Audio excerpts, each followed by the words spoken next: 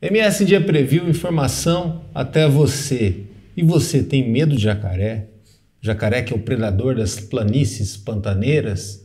E no jornalismo, um observador muito perigoso. Eu falo aqui com Edivaldo Bittencourt, fundador de O Jacaré, blog de política, e que também ajuda muito a gente entender os bastidores do poder em Mato Grosso do Sul. E se eu fosse você, ficava no vídeo.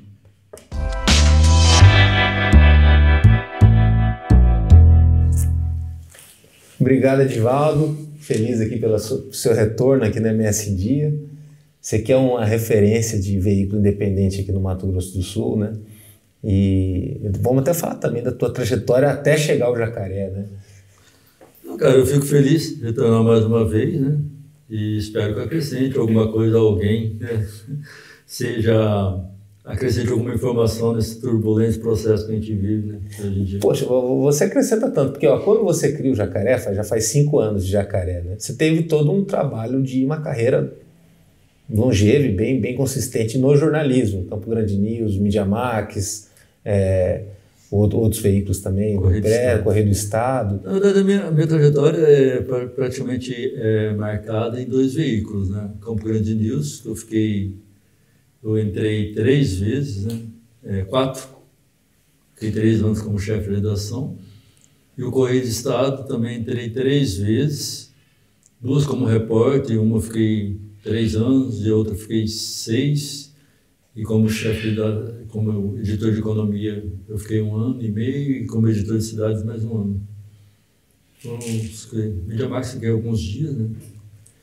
Fui assessor da Secretaria de Educação. Não, e no Mídia Max você fica alguns dias, mas chega a implementar até um método de trabalho que depois muita gente lembrou, né? Da questão da pauta, né? Que é algo muito caótico, às vezes, no ambiente de jornalismo online, né?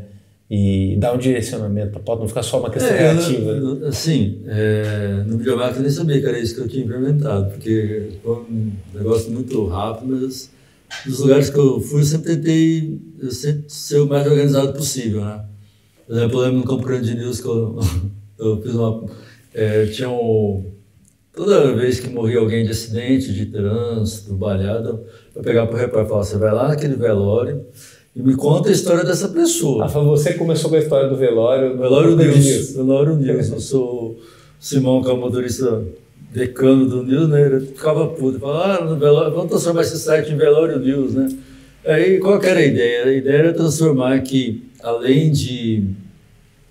Não é só um número, né? Não é só uma morte qualquer, né? 10 mortes no trânsito, 40 mortes, 50 mortes, né? Você falar que é uma vida, uma história que se perdeu ali. O que essa história tinha, né?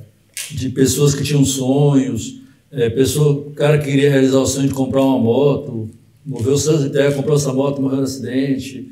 Pessoa queria estudar, queria ser advogado, queria realizar o sonho da filha e tal. Então, sempre pegava para o lado de algo importante para aquela pessoa, para a vida dela, né? Para você mostrar para a pessoa que o trânsito não é só um número, ele tira vidas, histórias, né?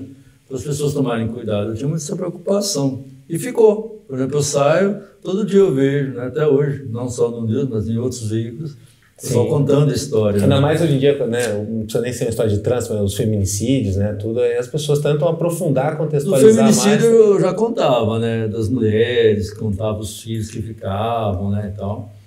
E eu lembro até uma história curiosa que eu mandei um repórter, uma criança foi atropelada e morreu, lá na Goicuruço.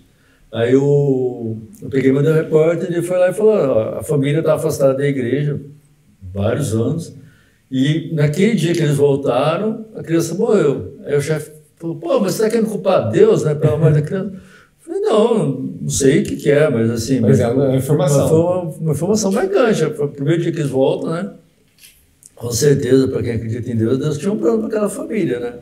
Mas aconteceu naquele dia, né? Por que aconteceu? Só Deus, né? Mas o curioso era isso, né? Depois de tantos anos, né? E como editor de economia, você ganhou muitos prêmios também, né? Que foi o que te ajudou a se projetar no jornalismo, né?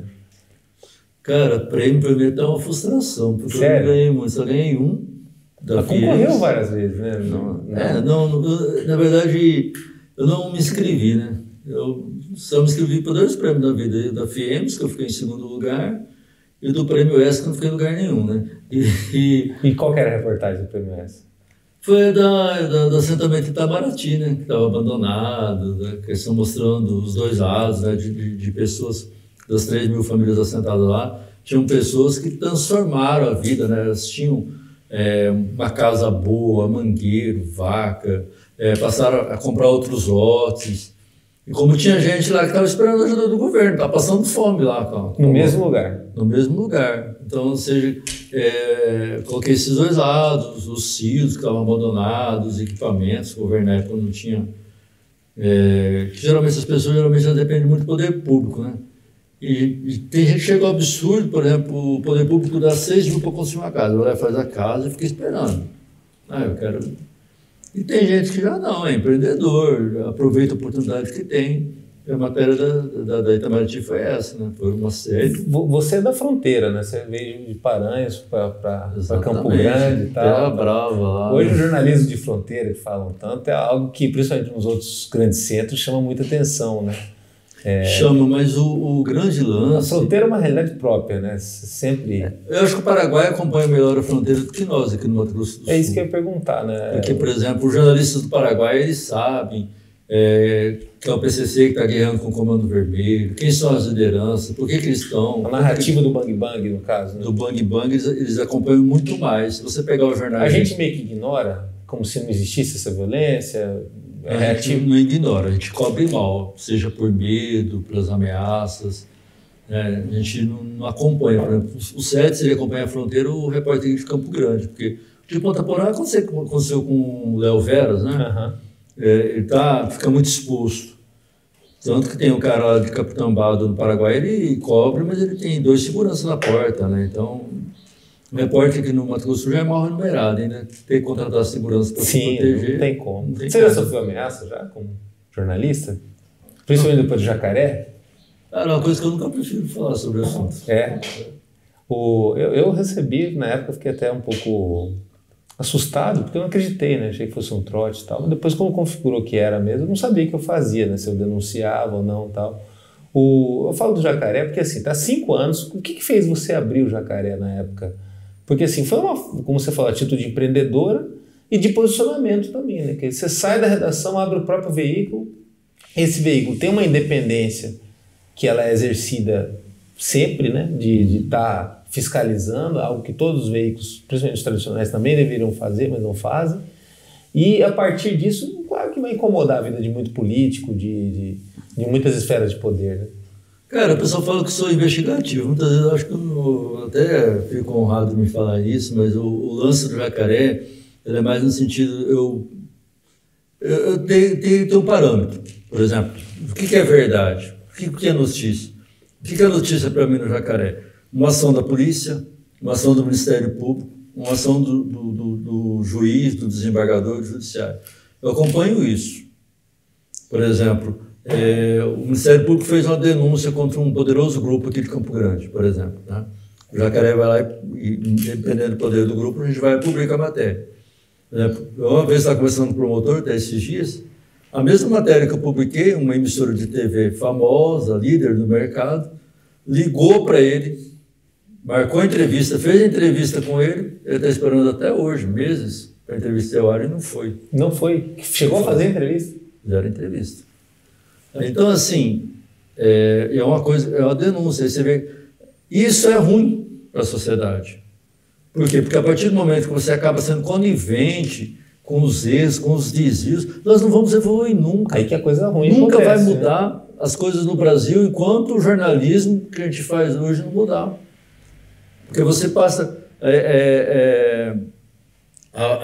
a melhorar, a evoluir. Por exemplo, no Japão, um político mente e ele é pego na mentira, ele renuncia.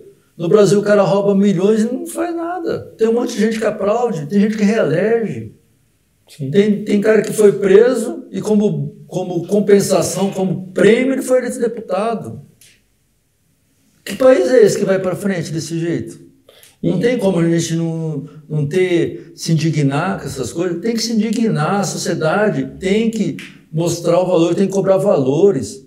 Enquanto você não adianta, eu sempre tenho para um amigo meu, enquanto nós não formos no Brasil cobrados político postura, e não é de político, e não ser apaixonado pelo político e fechar os olhos pelas barbaridades que ele faz, e todo político no Brasil, uma parcela expressiva, faz barbaridade, e ele continua fazendo. Por quê? Porque nós, né, muitas vezes, pela passionalidade, toleramos. Né? Sim. E, porque, por exemplo, o lance não é você ser de A ou de B, de esquerda ou de direita. Acho que a gente vai mudar cobrando de todo mundo. Até porque a fiscalização do Jacaré, do blog e de veículos desse jeito é em cima de todo mundo, né? Em cima de tudo que é feito com dinheiro público e tal. Aí, por exemplo, você coloca uma coisa contra o candidato A, o candidato B fala, ó, o Jacaré é nosso, né?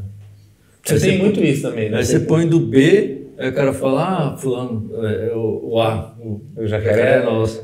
E muitas vezes o Jacaré é um blog, por enquanto, né? Porque o que é um blog? O blog é o site de um jornalista, de uma pessoa, né? Hoje só você escreve no Jacaré. Eu tenho pessoas que me ajudam, mas a linha o principal do Jacaré é uma pessoa só. Você revisa a publicação, quem faz é você, no caso.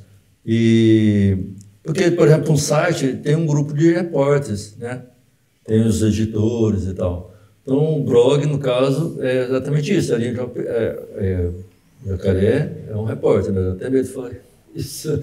Não, mas é isso, né? Sim, sim. E qual que é o objetivo disso? Então, muitas vezes é limitado, não dá para você cobrir tudo ao mesmo tempo, você vai cobrindo, né? E aí, para compensar, você escolhe sempre aprofundar no assunto, né? Como você não vai capilarizar demais nos assuntos, você escolhe um assunto e aprofunda nele, você tem recurso jornalístico para isso, né?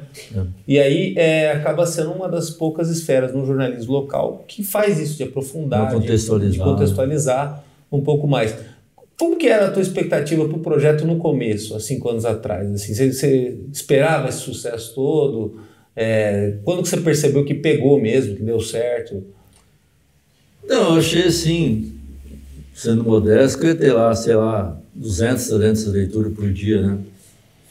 E eu falei assim, não vai pegar, né? Não vai pegar assim que eu achava que não tinha mercado e tal. E aí, com um mês de Jacaré, eu fiz uma matéria sobre o Ministério Público, o procurador-geral está querendo reformar o banheiro dele e tal, investir não sei quantos mil no banheiro. Aí deu 380 mil acessos, derrubou o site, fiquei quase 2 dias fora do ar. Derrubou por causa de muito acesso. Aí que você vai ver, né, que as pessoas sentem falta de um espaço e tal.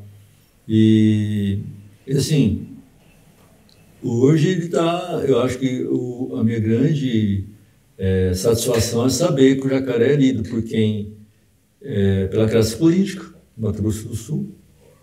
Quem não quer ser político não lê o Jacaré, mas quem quer ler para ficar atualizado. Inclusive pelas pessoas que são matérias, né, frequentes do Jacaré, porque eu acompanho os casos na justiça, tem pessoas que são réus em vários casos. Eu já falava fulano leitor Jacaré. Então, sim. Você pode virar a pauta no Jacaré por conta... não, a pessoa sabe. Eu faço matéria dela, eu não sabia, mas ela lê. Entendi. Falou, tal, o site A, o B e o seu, Jacaré. Então, assim, pessoal, formador de opinião, jornais, né? A gente consegue pautar muito. Tem muita gente que copia a matéria do Jacaré, não dá crédito. O interior faz isso muito? Aqui, ou na capital também tem vídeo? Tem muito na capital. E no interior... Troca o título, manda bala aí. Troca o título, uma vírgula e tal. Tem gente que reescreve coisa assim, 95, muda 10 palavras e continua tudo igual e não dá crédito. O interior, para a minha satisfação, a maioria do pessoal do interior que copia, eles dão crédito. Entendi. Alguns chegam ao precisozinho de colocar Edivaldo Bittencourt ou Jacaré. Uma coisa que eu acho que isso, infelizmente, faz parte daquilo que a gente já falou, né? Que no Brasil, a questão da ética, da sociedade ser mais decente, né? Da gente construir alguma coisa mais dando crédito para quem... E por que, Edivaldo, no caso, a gente tem veículos tradicionais bem consolidados, financeiramente bem estruturados também, não são 1, 2, a gente pode citar aí 3 até 4, mas que acabam não tendo pelo menos uma editoria que consiga ter o sucesso, a audiência que o Jacaré tem nesse nicho, de um jornalismo processual, transparência e tudo mais. Por quê? Por causa do rabo preso mesmo? Qual que é o sentido? Você também passou por várias... É muito complicado você acusar os outros, não? Não dá para acusar, mas assim, eu acho que seria um nicho, como você fez, aos poucos, daria audiência. Eu precisei conversar com um colega, né? Ele foi contratado para fazer essas matérias investigativas. Aí, qual que é a frustração dele? Tudo que ele investigava não ia ao ar, né? Que é o caso que você falou da TV, que chegou a gravar com o cara e com o promotor lá e não foi pro ar. Não estou falando que é a mesma TV, né? Não, eu digo assim, não. Mas é caso semelhante. Sim, caso semelhante. Para o jornalista é complicado. Você fazer o material ficar caprichado e ele não acontecer, não ser publicado, é terrível. Porque, por exemplo, se você pegar como que os meios de comunicação, mesmo todo mundo com essa onda que a gente tem hoje, né, de a Globo é lixo e tal, né? Que na verdade a Globo sempre foi chamada de lixo, né? Não sei se você é na faculdade, você, na nossa época a Globo é chamada de lixo pela esquerda, né? Não é verdade? Sim. E hoje ela é chamada de lixo pela direita também. Então, e para nós jornalistas, é sempre fato, né? Porque, por exemplo, hoje o pessoal fala, mas por que você pega no pé do Reinaldo? Porque ele é governador. Assim como eu era repórter, eu pegava no pé do André quando ele era governador. Sim, o papel do jornalismo ele é de oposição sempre, né? Do Zeca. Né? E, então, não tem essa. Eu não vou pegar se o Reinaldo é governador, eu não vou pegar no pé de quem não é governador. Não vou ficar cobrando uma pessoa que não tem poder de decisão na mão. Quem aumenta esse semestre no Mato Grosso é o Reinaldo. Quem aumenta o IPVA é o Reinaldo. Tem jornalista que quer puxar saco, né? Eu acho que é uma barbaridade não ter senso crítico. Vai falar, mas que já está culpando o governador. O que o governador tem a ver com isso? Meu Deus! Mas esse governo, você não acha, por exemplo, você que já acompanhou outros ciclos de governo, você citou aí ciclos que couberam nesse século, né? Zeca, André. Eu comecei a acompanhar o governo no Wilson Barbosa Martins. Então lá no século passado. Não vamos puxar só desse século. Referente até outras épocas, porque eu falo desse século por causa da internet, né? Tem a internet interferindo bastante. Esse governo ele desidratou bastante as redações, né? Contratou muitas assessorias, botou repórteres experientes nas assessorias. Então você tem essa situação de jornalista defendendo muito o poder, né? Até porque ele está dentro do poder. E nas redações, uma moçada nova, né? Que não tem isso muito desenvolvido de senso crítico, às vezes não tem um espelho para isso. E é um mundo diferente, né? Por exemplo, assim, esse trabalho que você faz de contextualizar, de questionar, de contrapor, ele exige apuração, exige investigação, né? Uhum. O melhor governador que fez isso, você está falando, que montou uma equipe de redação fantástica para assessoria, foi Pedro Pedrociano. No governo dele de 91 a 94. Ele desmontou a redação para montar a equipe de comunicação dele. A melhor redação do Mato Grosso do Sul, na época do Pedro Pedrociano, era do governo. Tanto que as matérias que eles produziam ia para os jornais, era manchete. E surtia efeito, naquela época, você fala? Surtiu efeito de conteúdo? Tinha, porque os jornalistas eram os melhores que tinham no Estado, estavam trabalhando para o governo. Entendeu? Então você tinha umas... E naquela época tinha ainda aquela questão de que era mais, né? Não precisava nem disfarçar, né? O governo mandava, já publicava, já ia no ar, né? Sim. E eu não trabalhei, mas sei que os colegas contam, né? E depois do Wilson Barbosa Martins era aquela redação mais democrática, né? Que foi que era o Mário Ramírez, que era professor da UFMS. Era aquele negócio assim mais de que o próprio jornalista que produzia o conteúdo, não vinha as coisas prontas, né? Sim. Tinha o poder do governo, tudo, mas era o... Aí veio o Zeca, que teve aquele início de esquerda, de redação ser algo também na questão. Aí com o tempo ele foi, né? O Zeca foi quando surge também o jornal que concorreu com o Correio do Estado, a Folha do Povo, né? Então aí você tem um jornalismo até... Mas é que na época a Folha do Povo ela surgiu porque existia uma concorrência entre o Correio e o Diário da Serra. O Diário da Serra tinha uma linha e o Correio tinha outra. E o Diário da Serra era do grupo... De Brasília lá, né? É o Chateaubriand, né? Sim. Correio Brasileiro. Correio Brasileiro, sim. E aí o dono do Correio do Estado comprou o diário e acabou a concorrência. Aí, desse vácuo, surgiu a Folha do Povo para se contrapor, né? E a questão da Folha do Povo é curioso, né? Que na eleição de 2002, a Folha passou a fazer campanha para a Marisa, que era adversária do Zeca, e o Correio, que era adversário, virou fazer campanha para o Zeca. Inverteu, né? E era uma guerra, né? Isso que a gente está vivendo hoje, né? Muita gente fala assim, mas essa da campanha a gente está vivendo. Aquela campanha de 2002 foi uma campanha... E era para ser uma campanha fácil, uma campanha de reeleição. Uma campanha sanguinária, né? Uma campanha de... houve boatos de que o pessoal pegaram os jornais na cinta gráfica, né? Sim. Agora, por exemplo, para exercer o papel de jornalista, hoje em dia falam dessa polarização que está no país, a dificuldade para ser jornalista, muita gente questionando até do público, credibilidade ou não, né? E cabe ao jornalista, com o seu trabalho, com a sua postura, também defender isso, né? Mas ser jornalista não é tão romântico quanto as pessoas pensam, né? No meio do jornalista tem os processos também, ainda mais quando toma essa linha aí da investigação, da transparência e tal. Como você lida com isso? Jornalista, de uma forma geral, você sabe, jornalista é mal remunerado. Né? Sim. Comparado a outras profissões, é terrível essa diferença. Terrível, engenheiro, médico... É aquele cara que convive com governador, com senador, com presidente, com não sei o quê, né? Vai acompanhar, fica lá na porta do restaurante chique, mas não tem dinheiro para pagar que o restaurante é chique, é uma coisa assim absurda, né?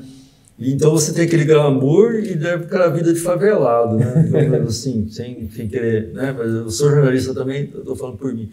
E... É um mercado de turnover também, né? De muita troca, né? E assim, você vê as redações pagam mal, né?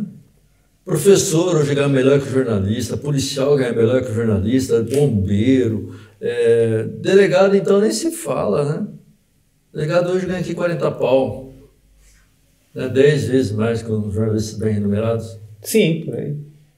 Promotor e juiz então nem se fala, né? É um outro mundo. Sim, fora outras profissões da área da saúde, de médico agronegócio também. É uma profissão complicada.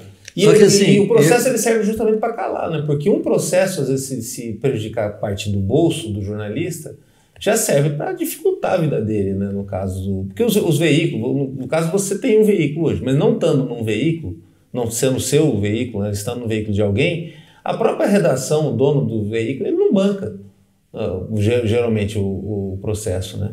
Então é uma coisa assim, é uma guerra fria às vezes, né? Exigem que você vá até o final com as coisas, mas indo até o final você não tem a garantia de poder exercer seu trabalho. Tem muito disso. Por exemplo, no meu caso, como eles dizem que, por exemplo, você se prontifica, você diz para a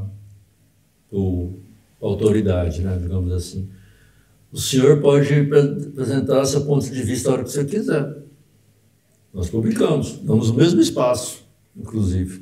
Não tenho essa soberba de dizer que eu sou dono da verdade. Mas não. Ele quer entrar na justiça, ganhar uma indenização exatamente porque o objetivo dele é te calar, né? Ou te desidratar, te sufocar. Ou prejudicar o veículo também, né? Exatamente. E, infelizmente, é a arma que eles têm. Você chegou a tomar quantos processos já? Com o Jacaré, por exemplo? Não, cara, só com o Jacaré, então, de uns 20, 18 do Reinaldo, um do Nelsinho. Ou seja, o teu advogado ele é uma conta fixa sua, não tem jeito. Cara, meus advogados, eles são voluntários. Voluntários? Por incrível que pareça. Por conta da causa, por conta do que você faz. Por exemplo, primeiro foi o Vanderlei Porto, que é um amigo meu, né? Ele topou me defender e tal. E depois eu acabei conhecendo o Dani Fabrício na entrevista. E ele assumiu para me defender e ele continua até hoje. Né? Ele, o Riad, Abdullah Hadi, que são os meus advogados. Né? E eles se prontificaram sem me cobrar nada até hoje, por enquanto. Né? E assim, eu sou muito grato a eles, porque foram pessoas que acreditam no meu trabalho, sim, que conhecem os meus princípios, e sabe, assim, da minha luta, né? Por exemplo, agora fui condenado à questão de pagar a indenização para o Reinaldo e para o Nelsinho, 21 mil para o Nelsinho e 15 mil para o Reinaldo. algumas pessoas, 2 amigos meus, o Richelieu e o Antônio, fizeram uma vaquinha, um pix, para quem quiser ajudar, né?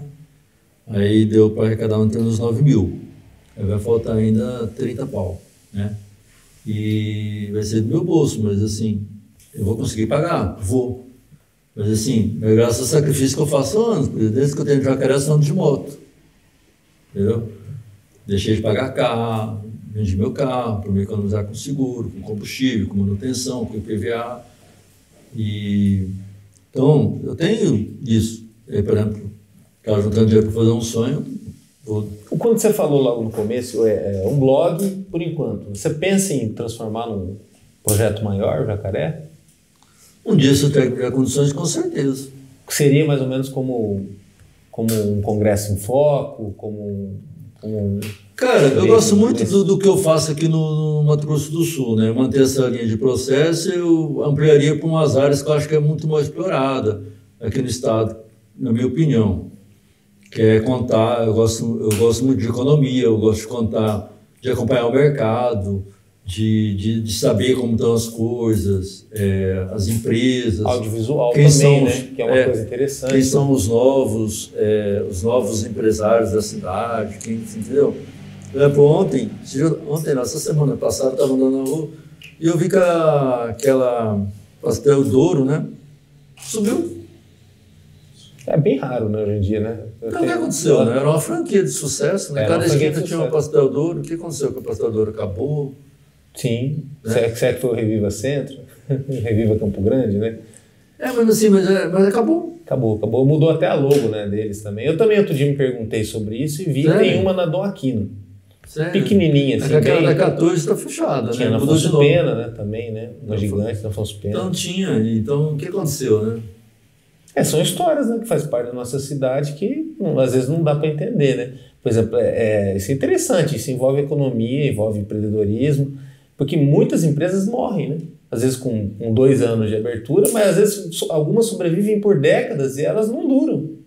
Aí, se a gente tivesse uma linha mais predatória, mas porque não acompanhou as tendências? Às vezes não é isso, não. Às vezes tem toda uma história de sucessão. Você pega o caso daquela padaria que já foi a Pão Bento, que agora reabriu, está tentando lá, chama, se eu não me engano, Caramelados, alguma coisa assim. Parece que é um outro grupo. Outro grupo, tentando no mesmo ponto fazer dar certo.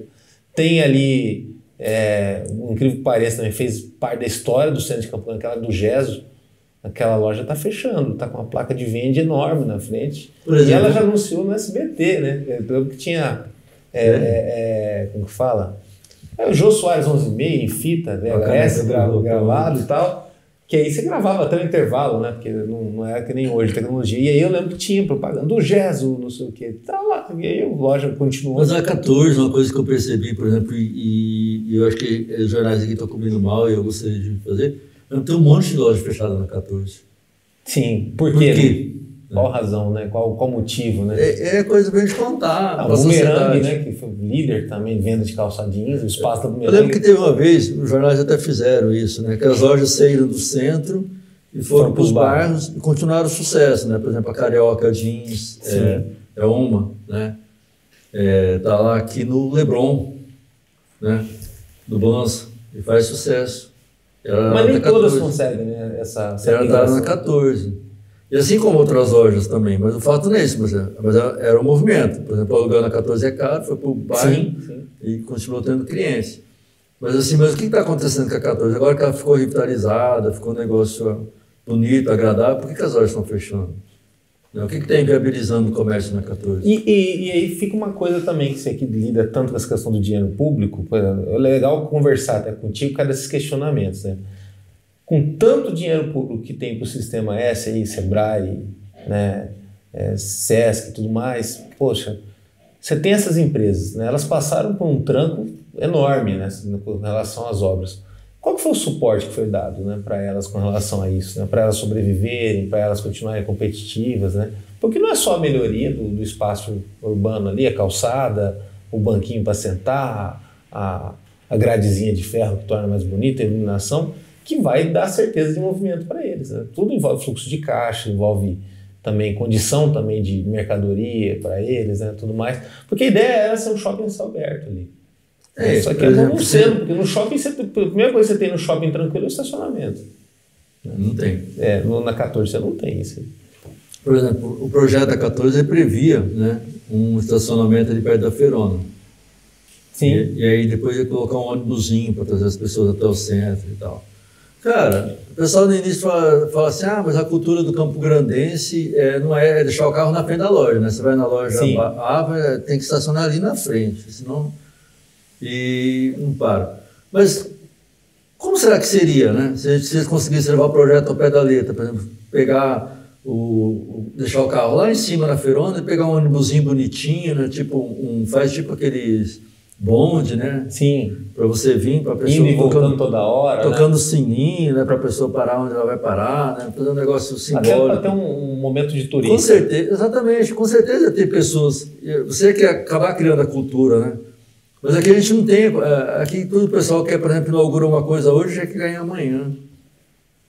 Por exemplo, a Orla Ferroviária, que o Nelsinho construiu, gastou 4,5 milhões, inaugurou e deixou ao Deus dará, né? Cara... Um projeto bom, né? Mas aí que agora bonito, está defasado, né? Então. Mas o que seria aquela Orla Ferroviária? É do povo ali que ganhou nas barracas, ali, investir, ter sonzinho, ter não sei o quê, criar o hábito para a pessoa ir. Aí você vai um dia com a sua família lá, você fala, pô, que legal. Mas por exemplo, assim, Divaldo... Mas aqui não tem isso. Aqui, por exemplo, a gente está no interior do Brasil, né? No interior do interior. Quando o Marquinhos, pós o Larte Bernal, né, assume a prefeitura, ele vem com esse projeto do Reviva Centro, da 14, que já era um projeto do Nelsinho, para fazer a tal da gentrificação, né, que fizeram em Nova York, mudança de cenários do centro e de alguns bairros, para tornar mais valioso o imóvel e tornar mais bonitos os locais, né, que é o tal do gentrification. Só que lá tudo era com dinheiro privado, né, que aí praticamente eles vendem a quadra inteira, e aí o capital privado vem e remodela, claro que não tem condição de pagar para estar ali, acaba sendo empurrado para outras regiões. Aqui a gentrificação foi feita com dinheiro público, a partir disso, né? E aí, quando a gentrificação é feita com dinheiro público, na modificação do espaço urbano, às vezes ela também não dá certo. Isso que você falou, aquelas barraquinhas ali perto da Morada dos Baís, ali, que era para ser quiosques e tudo mais, não houve nenhum acompanhamento, largaram as estruturas, né, que depois ficou até para usuários de droga e tudo mais. Né? E não teve nenhuma consulta à população. Eles foram lá e tiraram, né? Porque os usuários estão ficando dentro do barraquinho, tiraram a barraquinha, mas os usuários continuam indo lá. Mas os usuários deram uma utilidade para o negócio, né? Tal. Mas assim, é aquela história, né? O que eu quero projeto é bom. O projeto é bom, mas o que faz com o dinheiro público então, às vezes não é, né? Não, é aquela história que você fica tudo sendo... Por exemplo, o Reviva Centro, uma crítica que eu tenho, eu acho que ele deveria ser mais amplo, né? Por exemplo, ele deveria ter o papel da iniciativa privada ali. O que a iniciativa privada fez no Reviva Centro? Ficou detonando toda hora, né? O Reviva Centro está dando as vendas, caiu as vendas, as lojas estão fechando, dando falindo, dando não sei o quê. Né? Você fala do empresário médio, né? Que é esse que é o dono de loja. Os empresários. Mas o que a iniciativa privada tinha que fazer ali? Completar. E talvez faltou o poder público fomentar esse debate, né? Por exemplo, que o pessoal da Enéas Carneiro lá da EMA queria transformar o Hotel Campo Grande num moradia popular, né? Na moradia popular. O que você foi contra? Vou trazer esse bando de pobre, né? Uma coisa para o centro. Gente, vamos discutir, né? Desapropriar o hotel, o que dá para fazer ali? Eu acho que a gente tem que ter esse desafio a cidade de Campo Grande não é só do poder público, é de todo mundo. Inclusive do comerciante que está ali no centro. Sim. Ele não pode ter, né, uma visão... a gente está tendo uma visão muito medíocre, muito mesquinha das coisas. Você tem que inovar, tem que ir para frente, tem que se somar, você entendeu?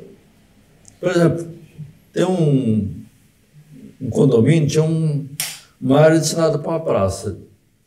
Os moradores fizeram abaixo-assinado, porque não queria praça, porque ia juntar usuários de droga, não sei o quê. A praça não saiu. Agora eles estão fazendo abaixo-assinado porque eles querem uma praça. Quer dizer, a mesma situação, né? Sem... porque a praça está no escuro, o lugar está no escuro, está cheio de matos. Pô, mas assim, cara, tudo tem um preço, né? Por exemplo, o desenvolvimento, o progresso tem um preço. Então você tem que avançar, envolver a sociedade, envolver os empresários, né, discutir aquilo que é melhor. Agora, faz muito mal isso. Essa superficialidade que você está falando, que é uma superficialidade da sociedade, daqui em geral, né? Tanto na capital quanto no interior. A gente está mal acostumado. Está mal acostumado. Agora a gente está no momento de eleições, de campanha, e pouco se fala de propostas ainda. Né? Essa entrevista está acontecendo aí na primeira semana de campanha oficial, mas até um pouquinho antes teve as baixarias, né? As trocas de acusações e tudo mais. Mas pouco se fala de propostas. E às vezes umas propostas um tanto utópicas. Né? Com relação ao turismo, ele entrou na pauta e na lábia de todo mundo que está concorrendo com solução para o turismo. Mas às vezes o que se vê na prática não é isso, né? Quando está lá no governo e tal. O próprio eleitor, o próprio cidadão é um pouco culpado disso. E também, por exemplo, o próprio jornalismo, hoje que a gente é praticado, ele não aprofunda muito, ele não contextualiza, ele não questiona. Mas também muito porque o público também não exige isso, né? A gente vê muita gente valente no WhatsApp, no grupo e tudo mais, mas são pessoas que às vezes têm que... Na internet, entra lá, xinga, questiona, reclama sem entender o que está rolando, né? Eu acho que assim, a grande falha dos programas de governo que a gente tem, eu não li ainda, mas que eles nunca fazem um planejamento para o Mato Grosso do Sul. De Estado, que eles falam, política de Estado. Né? Uma política de Estado. O que todo mundo planeja? Vamos regionalizar a saúde. É uma promessa que o Wilson fez, o Pedro fez, o Zeca fez, o André fez, o Reinaldo fez e ninguém cumpriu. É praticamente pegar o plano de governo anterior, dar uma recalchutada e... porque as demandas é a mesma. O que as pessoas precisam? De saúde. O que precisa de saúde? Exames. Por exemplo, lá da minha cidade, parece que é 420 km de Campo Grande. Pará não tem cardiologista, não tem neurologista, não tem... Aí depende do quê? De Amambai? Ali perto? Campo Grande, vem Campo Grande. Puxa, não tem, é todo mundo Campo Grande. Aí é duro, hein? Entendeu? Então, é por isso que superlota Campo Grande. Quando o Mandetta era secretário, o que o Mandetta fez de uma grande ação do Mandetta? Ele proibiu que o pessoal do interior viesse para Campo Grande. Aí o que o pessoal do interior fez? Ele passou a vir morar na casa de um parente, né? Pegar o endereço... Dona Maria vem na casa da prima, das coisas, e pega o endereço dali. Na época ele fez isso para poder diminuir a fila das coisas. Desafogar em Campo Grande, né? Então, mas ele resolveu o problema da saúde, que culpa tem do interior? Ele paga imposto tanto quanto de Campo Grande. Eu sou do interior, eu acho que essa medida é absurda. Porque você não resolve o problema. Não. Todo mundo é o Brasil, o SUS é um sistema único. Agora você vai colocar um privilegiado, só porque ele mora na capital, ele tem privilégio de ser atendido na capital. Sim, Deus o livre, né? Sem contar que nenhum médico, às vezes, quer ir trabalhar em Paranhos, né? Quando o salário... Por exemplo, hoje eu não vi, mas um tempo atrás eu lembro que a gente fazia matéria que eles pagavam 40, 50 mil por mês para um médico e não conseguia vaga. Ou o médico fica um pouquinho lá e vaza, né? Também tem ele preferia ficar em Campo Grande ganhando 10 mil, 5 mil, do que numa cidade interior ganhar 50 pau, né? 50 mil. E assim, eu acho que falta a questão da saúde, por exemplo, a caravana da saúde. A cada 2 anos, coincidentemente, é eleitoral, né? Eu não sei, deve ser coincidência, né? Pode ser. Deve ser. Com certeza é uma coincidência. Igual diz a Globo nas novelas dela. É uma mera coincidência, né? A época de eleição tem caravana da saúde, para fazer cirurgia de catarata, para fazer exames, para atender... Cirurgias eletivas também. Cirurgias eletivas. O que eu descobri também, por exemplo, uma tia minha, ela tirou o olho, ela pagou 4.500. Ela teve catarata no outro, ela pagou 12 mil. Poxa. Cara, catarata, e tem muita gente precisando fazer cirurgia de catarata, né?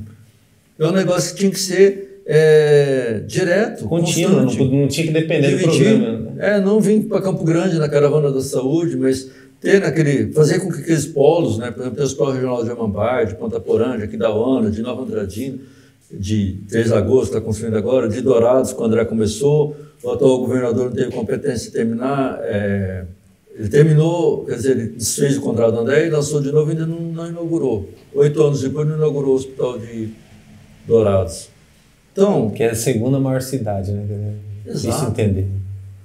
Então, a pessoa fica dependendo da ambulância-terapia, e tem gente que critica essa pessoa que depende dessa ambulância-terapia. Cara, as pessoas não vêm para Campo Grande porque elas querem passear na capital, quando estão doentes. Elas têm porque precisam de um médico. A última coisa que tem é a salvação delas. Entendeu? Aí você coloca um sistema de regulação, que são médicos capacitados para regular. Ele tem 1.000 lá para regular para 100 vagas. Não é triste e isso? é meio que escolher quem morre, né, numa situação como essa. Né? E assim, esse é um balanço. Né? A grande promessa, uma das grandes promessas de campanha em 2014 foi a regionalização da saúde, que não aconteceu na prática. 2014, 2010, 2018, sim, 2006, 2002, 98. Eu lembro que em 2002, quando o Zeca tinha sido reeleito, tinha uns debates na TVE. Eu fui participar com o João Paulo Esteves, que é secretário de saúde. A gente debatia isso há 20 anos atrás. Exatos 20 anos, né? Exatos 20 anos. Qual que era o problema? Falta a regionalização de saúde que não funcionava, não saía do papel. Aí vem o próximo governo e faz. Cara, e não é falta de dinheiro, é falta de. Tudo no Brasil, né? Gente, é espantoso como que nós somos coniventes com essa ineficiência estatal. Você acha que a máquina pública tinha que ser menor, até para a gente poder pagar menos impostos também? Cara, eu acho que a máquina pública, eu sou um cara meio social-democrata, né? Eu acho que o poder público ele tem que tem dar... papéis importantes, né? Porque numa sociedade que ela tem tantas lacunas como a nossa no terceiro mundo... por exemplo, eu acho que a gente paga o imposto da Noruega e da Suécia, né, que são países exemplos. E o retorno de governo da Somália. E o retorno da Somália. Sendo que o retorno da Suécia e da Noruega é excelente, né? Excelente, é verdade. Você tem um negócio, as pessoas pagam imposto e se orgulham de pagar, né? E no Brasil já não. Você paga imposto e você não tem retorno. Mas o que está errado? Nós precisamos cobrar isso. Aí o governador entra, aí o que o cidadão faz? Aplaude, porque ele é apaixonado. Ele gosta de bicho, ele gosta de tucano, o outro gosta de estrela, é petista, então, a estrela está brilhando, vive aplaudindo. Não, tem que cobrar a vida de melhoria para ele, para as pessoas, cobrar a coerência do cara que está governando, cobrar que o cara não minta, que o cara não roube, que o cara seja honesto, íntegro. Aí você vai falar para alguns, mas isso é papel, é obrigação, não é obrigação, né? É obrigação, isso é obrigação. Mas é uma obrigação que ninguém faz. E é mais vergonhoso ainda que a gente aceita. Agora, não é tão fácil fiscalizar nos órgãos de transparência. Vendem-se essa ideia que é fácil, que é simples, você vai lá. Só que muitas vezes é colocado ali algo que é só para inglês ver, né? No caso. Cara, a transparência funciona. O que não funciona é a nossa passividade brasileira diante das coisas. Funciona tanto que, por exemplo, o que o Bolsonaro está tendo hoje? Não está no campo nem nada, né? Não está procurando não agora. O Bolsonaro, por exemplo. O que tem o Bolsonaro? Mas o Bolsonaro está no poder, né? Está no poder, como você falou, do Reinaldo. Qual é o problema do Bolsonaro? Tudo que o pessoal quer cobrar para investigar, ele decreta sigilo de 100 anos. Ou seja, nem meus netos, nem os seus netos vão descobrir as bobagens que o Bolsonaro fez. E a justiça permite isso? O sigilo de 100 anos é uma coisa... não sei quem que permite, nós permitimos, né? Sim. Por exemplo, se o povo do Bolsonaro se votasse contra ele, não para tirar o Bolsonaro do poder, não é isso, mas de cobrar. Presidente, eu votei no senhor porque eu quero que tenha transparência, eu quero que tenha apuração, eu quero que tenha investigação, eu quero que a Polícia Federal tenha uma atuação de Estado, presidente. Com certeza o Bolsonaro, que ele é muito sensível à opinião pública do grupo dele. Mas, ao mesmo tempo, essa questão da opinião pública dele quer destituir o STF, quer, sei lá, então, mas quer outras situações. Né? É que pega o discurso do presidente e não de cobrar o presidente, entendeu? O STF faz coisas erradas? Faz. Nós como jornalistas, já cobramos o STF, os ministros do STF, né? Mas isso não é por isso que a gente vai depender o fim do STF, porque queira ou não, é um parâmetro que a gente tem de democracia. Sim. Bem ou mal, as coisas estão funcionando, porque é preferível você ter um STF do que pegar uma arma e sair matando quem você acha que está errado. O que vai ter? A gente vai voltar a que idade de tempo? Idade média ou idade da pedra? Que as pessoas saíam, pegavam um pedaço de pau e iam matando quem estava errado. Sim, aí não é democracia, né? Também no caso, né? Porque eu estava até conversando com meu sobrinho esses dias, né? Você vai lembrar. Eu falei para ele, a democracia, ela é para você ter pessoas que pensam diferente, convivendo harmonicamente e defendendo aquilo que ela acredita.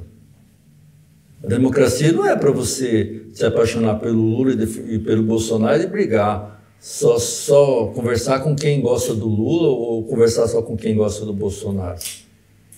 Vai afundar os dois. Ela é feita de contradição, né? A democracia é feita da contradição, você vai discutindo aquilo que é a melhor proposta, e a melhor proposta vence e você vai evoluindo. Porque, por exemplo, se você fizer isso, por que as coisas melhoram se você fizer isso? Porque para o Lula, se ele quiser ganhar do Bolsonaro, ele vai ter que fazer melhor que o Bolsonaro. E se o Bolsonaro quiser ganhar do Lula, vai ter que fazer melhor que o Lula. E não hoje que a gente vive. Ah, não vou falar com você, porque você é Bolsonaro. Né? Eu sou... Mas não vou falar com você porque você é Lula, eu sou Bolsonaro. Esse fla-flu, ele não acontece só também em nível nacional. Isso que você falou, por exemplo, assim, na política regional, ele também fica claro, evidente. Você vê até a questão do site, né? Dependendo do que o site estiver colocando, não, o Jacaré tá aqui do lado. Não, o Jacaré não está mais. É um traidor, não sei o quê. As pessoas ficam vendo isso dessa maneira sem pensar que a imprensa é um pêndulo, né? Ela tem que estar... Né? Nível nacional, na política, a polarização eu acho bom. E você tem dois projetos antagônicos. Você escolhe aquilo que você acha melhor. Numa época atrás... A gente evoluiu nisso, até porque vai partidarismo no futuro, de repente. Não, mas sim, mas isso é bom. Por exemplo, tinha a Arena e o MDB, depois veio o PT e o PSDB, agora o PT e o Bolsonaro, né? O Bolsonaro toda eleição muda de um partido, né? Então, hoje é o PT e o Bolsonaro, né? Então, com certeza, daqui a 4 anos vamos ter uma outra polarização. Mas a tendência é sempre uma polarização, né?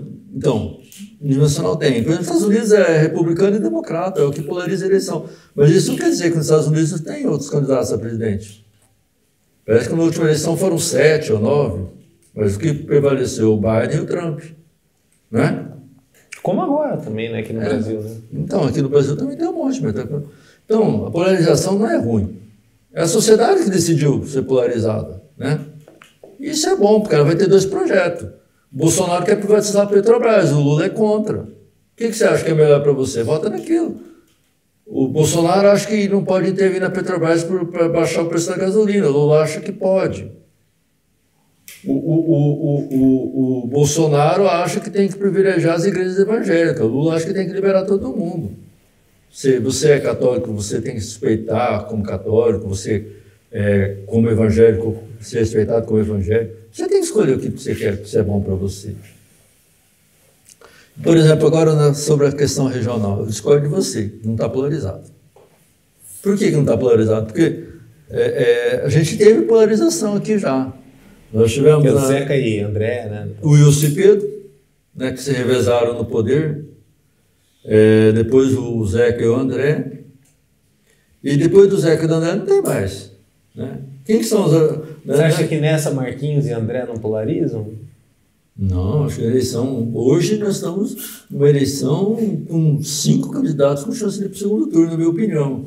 O André, né, seria ex-governador, está liderando as pesquisas. O Marquinhos, ex-prefeito da capital, e está liderando, divide com o André a liderança, em alguns ele está na frente, outros ele está atrás.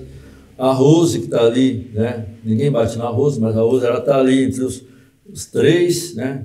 O Riedel, por ser o candidato da máquina, do PSDB, o candidato que o Reinaldo quer para cá, né? É o cara que tem chance. O Contar... Que é o bolsonarista, né? Na verdade, o bolsonarista raiz é o Contar na história, só que não consegue puxar os votos do Bolsonaro. O Contar, né? Por exemplo. E qual que é o lance do Contar? Se o Bolsonaro gravasse uma declaração dizendo meu candidato no Mato Grosso ao Contar, o Contar ajudava no segundo turno. Ele só escolhia quem era o adversário. Sim. Né? Só que como o pessoal o Riedel, o pessoal do PSDB soube, foi esperto em usar, né? Anulou essa questão do Bolsonaro, porque a Tereza Cristina articulou com o Bolsonaro apoiar o Riedel, e o pessoal dos bolsonaristas insiste que ele apoia o Contar, e espertamente ele ficou com os dois, né? Sim, sim. Apesar que nós temos aqui também os jornais engajados, né? Meu Deus do céu. O Bolsonaro veio aqui, é coisa de você passar vergonha, né? Mas aconteceu isso. O Bolsonaro veio aqui, ele disse com todas as letras: aqui no Mato Grosso do Sul eu tenho 2 candidatos, ainda era prévio, eu tenho 2 pré-candidatos. E foi claro. Sim. Por que os jornais do Mato Grosso do Sul, que entendem tudo, que são mais inteligentes que eu, 1000 vezes entenderam, que o Bolsonaro mandou um recado para o Contar, né? Que era para o Contar não dividir a base dele. Eu não sei onde que eles... Quase pedindo para o cara desistir da candidatura, né? Como se ele não Não, tivesse eles pediram, né? Os jornais pediram, né? Assim, e o Bolsonaro veio corrido, foi na caminhonete e foi embora com o Contar de moto, né? Então, na verdade, ele equilibrou o jogo ali. Sim. Como presidente e tal. Mas os jornais aqui, por suas paixões que são imparciais, né? Tá, identificaram logo ali. Mas você lembra em 2010, tinha um caso do André e uma ala do MDB na época, que estava indo para a reeleição, apoiaram o Alckmin e outra ala apoiava a Dilma. Você lembra disso? Nos palanques, tanto de Senado e tudo mais. Aí no segundo turno, o MDB e toda a coligação praticamente abandonaram o Alckmin, botou para quem quisesse continuar na campanha, ficasse por bel prazer e tal. E aí o Alckmin, no Brasil todo, onde isso aconteceu, ele passa a diminuir a quantidade de votos que ele teve em relação ao primeiro turno. Né? Mato Grosso do Sul foi um dos locais que isso Mas ele ganhou, favoreceu. Né? Os 2 turnos. O Lula? Não, o Alckmin. Ele ganhou aqui. Ganhou aqui nos 2 turnos, mas assim, diminuiu a votação dele, né? Não, sim, mas a questão é que o André, ele tinha feito um acordo, que tinha o PAC, né? Deu o Lula pelas obras do PAC. Teve o BNDES que liberou aqueles 2 bilhões para ele do MS Forte, né? Que sim. Foi o que ele fez. Até, inclusive, as ações da operação da lava massáutica para o André se deve muito por causa desses recursos do BNDES. Forte, sim. Que passou para ele e aplicou mal, tem denúncia de desvio e tal, né? Mas assim, ele seguiu a risca, ele falou que ia ficar com a Dilma, que era a fada madrinha dele, e ficou até o final. Então o André ele fez um acordo e ele cumpriu. A Simone ficou com a Alckmin, né? E depois, como o André ganhou no primeiro turno, né? Aí só algumas pessoas que trabalharam, né? Mas já estava decidido, a Simone já tinha sido eleita senadora, não precisava mais, né? Não, Simone foi senadora em 2014, ela era vice-governadora. Naquela eleição, o Moca, né? Era o Moca. Moca vira senador. E a campanha que o Dagoberto larga bem, fica para trás, e depois tem o Moca vencendo a campanha de... O Delcídio e o Moca foram os eleitos, né? E deixaram para trás o Edil com o Murilo. O Murilo também. Foi a capital que eu acho que acabou fazendo a diferença de votos. O Edil e o Murilo, o Edil que era vice-prefeito de Campo Grande, acaba ficando para trás, não dá conta da chegada do Moca lá na... Cara, é interessante como que acontece as articulações políticas, né? Sim. E conseguem manipular a opinião pública, né? De uma forma sutil. Muito, né? Porque o que acontece? Da largada do Dagoberto favorece a ascensão do Delcídio, que bate o recorde de votação aquela vez, 850 mil votos, né? Que era meio que uma surpresa o Dagoberto virar senador naquela altura, mas ele larga muito bem. E aí a própria esquerda migra os votos para o Delcídio, né? Com aquela história de senador de todos, não sei o que, ele passa a ser o mais bem votado, e aí a briga particular entre Moca e o Murilo, né? O Murilo fica em terceiro, né? E o Murilo ficou em terceiro lugar. 500 mil votos. Ficou para trás ali e tal. Por detalhe, toda eleição tem alguém que fica, né? Fica com uma noiva na porta, a noiva abandonada, né? A gente teve a do Pedrocian em 2002, lá com o Delcídio também, o Delcídio praticamente aposentando o Pedrocian. Nessa, você acha que a gente tem alguém aí que possa passar por isso? Tal? Cara, eu acho que... Nas campanhas, contando em geral, no Senado, deputados, ou até para governo. Cara, o jogo está começando agora. Está começando agora, mas está mais ou menos definido, né? Porque, por exemplo, do Senado, você tem a Tereza Cristina, que está todo mundo favorita, né? Que todo mundo já um número expressivo de pessoas já fala que já estão até comprando o vestido da posse dela, né? Seria uma zebra enorme, né, se ela não ganhasse. Né? Eu acho que essa zebra pode ocorrer, né? Sim, porque ela tem de oponente o Mandetta e o Odilon, né? Eu acho, cara, que tem chance de ganhar o Senado aqui Odilon, Mandetta e o Thiago Botelho. Já está com 4% hoje. O Thiago depende do Lula, né? Transferir votos, né? Mas assim, ele é um candidato, um dos poucos candidatos do Lula a Senado, né? É o único. Aqui no Estado. Aqui no Estado, sim, mas no Brasil ele faz um hall de 10 queridinhos do Lula aí e tal. Se ele fizer parte desse hall, né? Se ele fizer, por exemplo, o Lula declara apoio para ele, por exemplo, que o Bolsonaro não está fez para a Tereza Cristina, né? Com certeza ele tem chance. O Mandetta, eu acho que ele... Não, o pessoal diz que vai ter dinheiro, recursos, estrutura, mas só que o Mandetta ele tem o ódio do pessoal do Bolsonaro. Que conta muito isso, né? E tem o ódio do pessoal do PT, né? Então, praticamente metade dos... 70% dos eleitores aqui no Estado, né? Que o Bolsonaro está com 39, 40, o Lula com 35, dá 75%. E ó, tanto o Mandetta quanto o Dória quanto o Moro ficou naquela situação de tentar se posicionar politicamente, se definir depois de uma saída do governo Bolsonaro, né, do apoio ao Bolsonaro, que é muito complicado fazer isso, né, pular do cavalo e... Cara, na verdade eu queria entender o que aconteceu com eles. Por exemplo, até a Simone também é vítima disso, né? Sim. Vítima não, eu acho que não é questão de vitimismo, mas é um fenômeno que aconteceu com eles. Por exemplo, as pessoas pegaram uma raiva deles, uma raiva que você não sabe de onde que vem, né? Você pega, o cara odeia o Maduro lá em Cuba, o presidente da Argentina e o Mandetta aqui no Brasil, né? Sim. E você vê no mesmo nível, né? Não, o próprio Sérgio Moro, herói nacional há 4 anos atrás, hoje é uma figura questionada. Pois é, perder no Paraná, né? Quem diria que o Moro ia perder a eleição para o Senado do Paraná? Então, como que você não imagina? É irretocável até pouco tempo atrás. O próprio Mandetta, no começo da pandemia... Mas aí você mostra que mídia, o poder de convencimento do grupo do Bolsonaro, né? Aquele gabinete do ódio funciona, né? Porque, por exemplo, as pessoas não... E o WhatsApp funciona, né? O gabinete do ódio, o gabinete do ódio é o WhatsApp, né? Porque, por exemplo, a pessoa, ela vem e chega e fala para você... a pessoa ela odeia, ela nem sabe te explicar por que ela odeia, simplesmente odeia. E alguém que odeia sem motivo vai continuar odiando, porque é difícil o diálogo, né? Não tem coisa. Aí você vê, né? O pessoal odeio, odeio. Então, aí você vê que é um negócio meio complicado, né? Você vê, o gabinete do ódio ele funciona de uma forma que ele mexe no instinto da pessoa, né? Por exemplo, o Moro, herói nacional, de repente o cara... O pessoal da esquerda já odiava o Moro porque prendeu o Lula. Ainda odeia. Odeia, com certeza. Odeia o Lula porque prendeu o Lula. Agora quem bate, como que é? Quem bate esquece, quem apanha sempre lembra. Então, para a esquerda, com certeza... Desde pai e mãe assim, né? Meu pai me batia, eu falei para ele, pai, você me batia. Não batia não, cara, mas eu lembro. Eu que apanhei.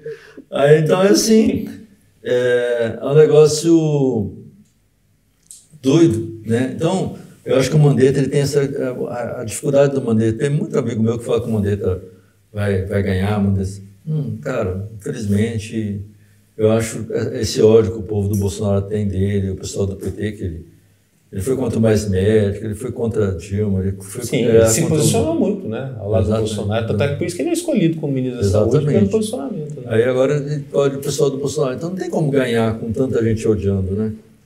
E é engraçado, porque a gente tem uma base da população ali, que alguns vão chamar de isentão, sem posicionamento, não sei o quê, que você tem 40% da população que ela não se declara para um lado nem para o outro, que ela deixa para se declarar depois, durante a campanha e tudo mais. É os 30%, né? Na verdade é 30%. 30% o pessoal fala que cada eleição ele vai para um lado, vai para a esquerda, vai para a direita. Mas você não sabe para que lado que ele vai. E é difícil ganhar essa galera num discurso só, né? Num discurso linear. No caso, eu acho que o centro está em crise no Brasil por conta disso, né? Não só no Brasil, como aqui também, no Mato Grosso do Sul. Né? Por enquanto está todo mundo... tipo assim, vaselina lá. Mas aqui no Mato Grosso do Sul é o centro ainda, né? É o centro, você acha que o centro democrático é o que... o PSDB, é o centro, né? O Marquinhos, o André, centro, né? E tá com o Rio ali. Por que é tão difícil? O próprio Zeca, quando ele ganha fazendo oposição ao Baixa naquela época, né? E foi uma zebra na história do Mato Grosso do Sul, ele chegar ao poder lá, tal, a esquerda ter chegado. Mas hoje ainda é um pouco difícil imaginar um candidato de direita governando o Mato Grosso do Sul, apesar de ser um estado muito conservador. Cara, eu acho assim, O pessoal, essa questão de que o Estado do Mato Grosso é conservador, ainda tem minhas dúvidas, né? Você tem uma outra teoria para isso? Eu acho que, por exemplo, a prova disso que o Zeca ganhou, e quando o Zeca ganhou, em 98... ele saiu com 1%, né? Uma coisa assim. Oi? O Zeca saiu com menos de 2 dígitos. Né? Ele saiu, chegou lá, foi no segundo turno e ganhou com 60%, né? 61%. Sim. O Zeca, quando ele ganhou, eu lembro que o Correio do Estado deu de manchete, o horário eleitoral usou, que ele defendia a invasão de terra. E o pessoal usou muito isso na campanha, bateram, né? Ele falando que tinha que invadir fazenda, tinha que invadir não sei o quê, aquele discurso radical dele. E aí o Zeca vira governador e e é reeleito, né? A esquerda ela tem um problema que eu acho, que no Estado você tem muito isso, é que ela não tenta, ela vence de esquerda, ele continua de esquerda, ele não procura agregar. No caminho para o centro, você fala. Ele não agrega as pessoas, por exemplo, entendeu? Eu acho que o Zeca, ele quando governador, nos 8 anos dele, ele sempre fazia questão de marcar posição, por exemplo, a FamaSul fazer os eventos, convidava o governador, ele não ia e proibia secretário de ir, sabe, umas coisas assim. Então, você tem que... O que faltou para o Zeca e faltou para a esquerda? De mostrar que não é um governo para todos. Isso aqui no Mato Grosso do Sul. Você pega nacionalmente o Lula, ele consegue mestre nisso aí, né? Ele é mestre. Por que o Lula, por exemplo, hoje lidera essa pesquisa? Porque ele se apresenta como candidato a todo mundo e quando ele foi presidente, ele se apresentou dessa forma, né? Por exemplo... Foi até muito criticado pelos acordos que ele chegou a fazer, né? Mas... E o Lula era criticado por quem? Pela esquerda. Sim. A direita não criticava o Lula quando ele foi presidente. Sim, parece que... Com exceção da extrema-direita, né, que é uma coisa à parte. Mas o centro, a direita, os empresários, os grandes produtores rurais celebraram o Lula quando ele foi presidente. Os 8 anos do Lula, ele foi um mestre, ele conseguia passar o Natal com o pessoal dos catadores de rua em São Paulo e comer o churrasco lá com... Sim, é até um caso muito específico, né, no Brasil, de um político conseguir tramitar. Mas você tem que fazer isso. Quando você é eleito governador, você tem que governar para todos. Você não foi eleito só para a esquerda, entendeu? Você tenta implementar. Eu acho que o grande problema do PT hoje aqui no Estado é esse, se queimou muito com isso. De fazer um governo muito segmentado. O grande case do PT aqui no Estado foi o Delcídio, que acabou também, na época, abraçando tudo, abraçando todos. Né? Eu acho que o Delcídio acabou perdendo em 2014 para o Reinaldo, foi já por causa dessa questão das denúncias de corrupção e tal, entendeu? Sim. Que batia muito. E tanto que o PT em 2016 ele já deu prefeito. Sim, é o antipetismo, né? Que aí é um caso... Quando ele Mas isso é questão da mídia, né? Você tem aquele trabalho de repetir. Aí, por exemplo, o pessoal... Então, eu acho que não é questão do pessoal ser conservador aqui no Estado. Por exemplo, aqui em Campo Grande, o Bernal ganhou sozinho, chapa pura, né? O André... Com menos orçamento, com tudo. Isso, com menos estrutura. E o ganhou do candidato André e do Nelsinho. O Nelsinho era prefeito de Campo Grande, tinha 80% de aprovação, 84%. O André tinha 85% como governador. É muito raro também você ganhar de um candidato que é dos dois, né? Pois é, e o Reinaldo hoje tem 64%, os institutos do governo, né? Institutos que estão divulgando pesquisa, vamos dizer assim, né? Então, ou seja, você tem 64%. Mas por que o Rio tem tão pouco desempenho em pesquisa, apesar do... Não, mas eu estou dizendo, o André com 85% não conseguiu fazer, imagina um governador com 64%. O que mais dói desse governo do PSDB, você acha que em relação à população? Aquele aumento de impostos em 2015? Ou um governo ter sido mais exclusivista em alguns momentos? O governo do Reinaldo, ele só foi ouvir a população nos últimos 12 meses, né? Porque, por exemplo... Em 2018 foi um pouco isso também, né? Dá uma alavancada lá em 2017 para frente, mas antes é um governo bem sofrido. Por exemplo, né? O Reinaldo ganhou em 2015 e aumentou o IPVA de 2,5% para 3,5%, que é aumento de 40% para quem paga na ponta da caneta. Aí depois ele fez aquela política dos servidores de não aumentar salário, né? Aumentou uma vez em 2017, final de 2017, que aumentou o salário. Era crise, era não sei o quê, mas aumentou o salário dele como governador dos secretários. Aí em 2019 ele assume o segundo mandato, a primeira medida que ele faz, ele cortou 22 mil famílias do Vale Renda. É muita coisa, né? Não deu reajuste para os servidores, né? E assim, e é tudo coisa que pesa, né? Aí depois ele aumentou o ICMS no final de 2019 para 2020, ele aumentou o ICMS da gasolina, 20% lá, que foi de 25% para 30% a alíquota. Ele aumentou o Fundersul em 71%. Ele aumentou o ITCD, né? Isso com movimentação de empresários, tudo. Então, eu acho que, e aí depois, no final do governo, e na época ele até dava entrevista e se gavava, se vangloriava, né? Se vangloriava dessas medidas. Eu estou adotando medidas austeras, medidas impopulares para o governo ir bem, mas a custo de tanto sofrimento. Por exemplo, para quem perdeu um vale renda, sim, tem gente que não precisa, a gente sabe que disso, mas a maioria das pessoas que vendem, tanto tem gente que precisa que ele aumentou agora nesse ano para 100 mil famílias, né? Então, por exemplo, teve 2 anos de pandemia e não pagou a conta de luz de ninguém. Agora que acabou a pandemia, está pagando para 140 mil famílias, né? Então, eu acho que o Reinaldo está colhendo essa questão. Então, não adianta você chegar e falar: o Rio tem apoio de 73 prefeitos, o Rio tem apoio de 500 mil vereadores, mas o eleitor do Estado, quantos eleitores são? Né? 2 milhões de eleitores? Por aí, isso. Então, aí, por exemplo, isso que vai contar. O que ele fez de bom para esse povo durante 8 anos? E aqui no Estado, mesmo o governador sendo bom, por exemplo, Pedro Pedrociano, que saiu com um índice de 84%, ele não conseguiu fazer o Levi, que foi o prefeito de Campo Grande, sucessor, né? Que era o candidato que o Wilson ganhou. O Wilson não conseguiu fazer o baixo. A única vez que um governador conseguiu eleger o sucessor do Estado foi em 86. Com o Marcelo Miranda, né? O Marcelo Miranda, mas que foi um outro contexto, né? Que foi o MDB fez 16 governadores aquele ano por causa do plano cruzado do Sarney, que acabou no dia seguinte da eleição, né?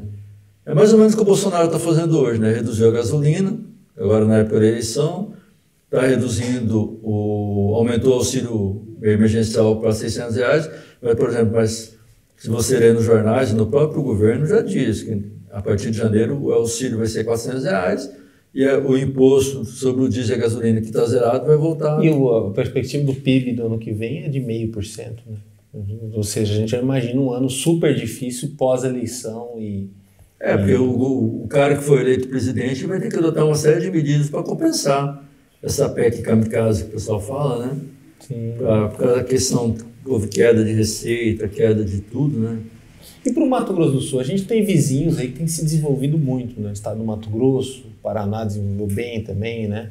Goiás tem um PIB muito maior que o daqui, sem contar o estado de São Paulo, nem preciso dizer, né? Tal. Aí sempre falam da posição estratégica vantajosa que a gente tem, que a gente está muito bem colocado por conta do Mercosul, do Paraguai está do lado, mas até hoje não aproveitaram bem dessa posição estratégica, né? E quando eu falo em termos de desenvolvimento, Três Lagoas, por exemplo, teve aquele boom de progresso, de economia, de mais gente morar lá, mas uma porrada de problemas sociais que se sucedem a cada ano, que entra prefeito e sai prefeita e tudo mais, e a cidade não vai para frente na parte de desenvolvimento. Agora o próximo local do caos deve ser Porto Murtinho, né? Que vai triplicar provavelmente sua população, né? E está numa região totalmente isolada, sempre teve, e que eles também faltam um planejamento de longo prazo para isso. Campo Grande, recentemente, a gente teve aí o caso de uma cidade que retrocedeu por conta da briga política aí de 4 anos aí de sai prefeito, entra prefeito e tudo mais. Qual a perspectiva para os próximos anos, você acha, da política? Cara, depender. Eu estou sendo um pouco negativo. Eu acho que a questão, a gente é o ponto estratégico da frustração, né? Não tem outra explicação. Por exemplo, eu lembro que uma amiga minha, ela mudou para Mato Grosso, e eu perguntei para ela como estava a vida no Mato Grosso. Ela, Divaldo, aqui corre dinheiro. Todo mundo só fala bem. Cara, e é espantoso a forma com que as pessoas falam. O dinheiro corre no Mato Grosso. E sendo que o Mato Grosso do Sul, ele se dividiu do Mato Grosso, porque o dinheiro que tinha aqui ia tudo lá para o norte e as prefeiturias não voltavam, né? Aí, por exemplo, o que será que tem de errado? Será que nossas polícias são tão ruins né? Eu lembro que tinha uma vez o Zeca até chamou de 3 patetas e até dou razão para ele, né? Tinha os 3 senadores lá que não traziam nada para cá, né? A gente tinha 8, o Mato Grosso e o Mato Grosso Sul, os 2 estados têm 8 deputados e 3 senadores. O do Mato Grosso conseguiam tudo. Tinha ministério, tinha não sei o quê. Uma coisa positiva do Bolsonaro foi isso, né? A gente ganhou uma projeção, né? Tivemos 2 ministros, agora nós temos 2 candidatas a presidente. Não é essa questão de ser... O pessoal fala, eu cubro no Jacaré a Soraya e a Simone. Cara, quanto... Parece dupla sertaneja, né? Soraya, Simone e tal. Simone e Soraya. Simone e Soraya, Simone né? e Soraya, juntando as duas, 1% por enquanto. Mas assim, quando que na história Mato Grosso vai ter de novo outro candidato a presidente? Foi bem raro o que está acontecendo. A primeira vez que teve foi o Jânio. O Jânio Quadros só foi candidato a presidente porque era de São Paulo, foi prefeito e governador de São Paulo, né? Então... O Fragelli, né? O Fragelli foi daqui e depois chegou a ser presidente da República também. Ele foi do Senado, né? Sim. E era pelo estado do Mato Grosso Uno, né? Mato Grosso do Sul não tem precedente. Então, mas assim, a gente tem o que precisa aqui no estado, eu acho que a gente precisa, é saber ter um planejamento estratégico, por exemplo, de aproveitar essas oportunidades, né? Eu vi a Rose falando no debate que com a rota bioceânica vão ser 5 mil caminhões que vão passar aqui para o estado, né? E assim, esses caminhões só vão passar aqui, né? Porque um caminhão tem 1.000 litros de combustível, né? Capacidade do tanque. Hoje os caminhões fazem como? Eles abastecem no Paraná e em São Paulo e vão abastecer no Mato Grosso. Mesmo com diesel a 12%, ele não abastece. Então, se o cara consegue rodar 1.000 quilômetros ali sem precisar... Tem que precisar abastecer. E com a rota bioceânica, a gente vai deixar fazer a mesma coisa, o cara vai abastecer lá em São Paulo, vai abastecer lá no Paraguai. Entendeu? Tem que ser pensado de uma forma de estratégia isso. Porque, por exemplo, se o cara parar num posto aqui do estado para abastecer, para dormir, para não sei o quê, é emprego que ele vai estar gerando. Sejam 5 novos postos de combustíveis, coloca lá 100 pessoas, 20 pessoas, mas tem mais, né? Porque tem borracharia, tem restaurante, tem pessoa que tem uma série de coisas, de peças, né? De repente faltando. Sim. Você pode, hotéis, né? Você vai ter desenvolvimento, mas tem que pensar isso de uma forma pensada. A gente não pensa, né? E não vai acontecer por acaso, né? Se o poder público não fizer a parte dele, se a iniciativa privada não fizer porque, também... por exemplo, você tem que discutir, tem que fomentar esse debate. Como aproveitar isso? Eu só vejo o discurso do governador falando, né? A rota bioceânica do Zeca, que está falando com você, agora está falando... Porque nada sai do dia para a noite, né? Sim, começa com um, às vezes termina com o outro. Começa a discutir. Porque tem que discutir. A transposição de São Francisco é um exemplo, né? Ela começou a ser discutida no Império.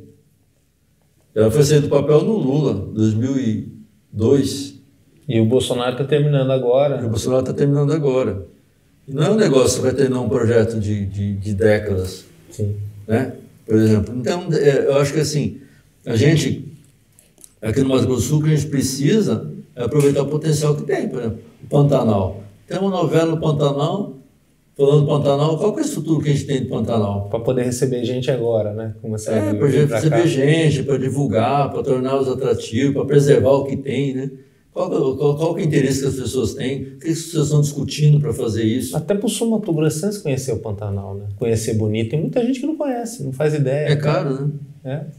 Eu lembro uma vez essa questão de Bonito, eu falei com o secretário lá uma vez, ele falou que foi a opção da cidade ter um turismo caro.